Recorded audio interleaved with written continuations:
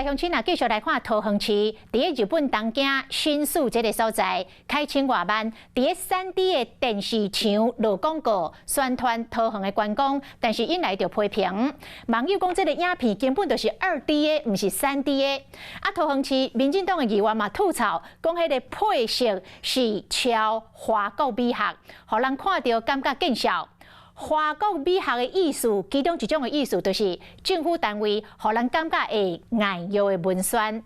不过桃园市管理局讲，日本民众的反应袂歹啊，讲看过影片会想要来台湾佚佗。啊，那这2D 的影片是甲日本的设计师讨论的结果。 3D 荧幕顶写大字“台湾桃园欢迎光临”。桃园市的观光宣传影片顶就日本上界繁华成熟车站的街路，是讲这广告说服台湾民众无解满意。比对一个新宿这栋大楼的电视墙，上界出名的三灰鸟，圆滚滚的大绿目睭，徛伫大楼顶，看起来活跳跳，美术是真实的。 翻头来看桃园市的广告，电视墙内底也有一个电视在放2D 的影片，看起来就真疗效。3D 的荧幕里面硬是做一台电视来轮播2D 的影片，这让大家都觉得相当的莫名其妙。 也因为视觉的呈现上有浓浓的华国美学，外加设计的内容是对台湾真的浓浓的刻板的印象，导致90%的网友都说实在没有办法接受。到底日本的台湾人伫 YouTube 发出影片，写讲3D 的效果让人感觉怪怪。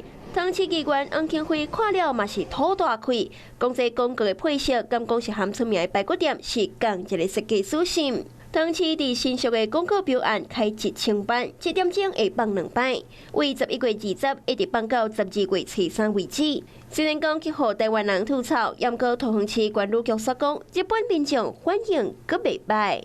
見てすごく懐かしい気持ちになりました。また行きたいと思ってます。されてる動画見て、今度家族と一緒にまたプライベートで行ってみたいと思いました。 复古旧旧，以及有点恢复到真正台湾的这个摊贩的这个特色哦，也是日本设计团队他们发想。